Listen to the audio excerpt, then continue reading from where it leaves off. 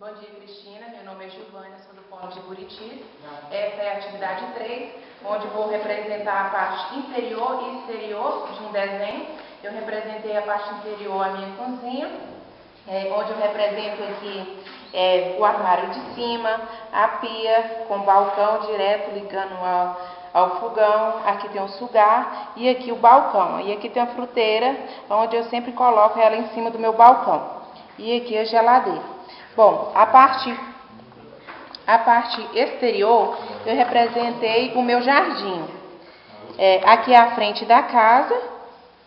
Essa aqui é a entrada para a garagem, onde tem o gramado. Aqui na região nós chamamos de pingo de ouro. Em volta, aqui vem o coqueiro, mais uma passarela, acesso à entrada da porta da sala. E aqui 2 piteiras e aqui mais um coqueiro e o restante gramado. Obrigada.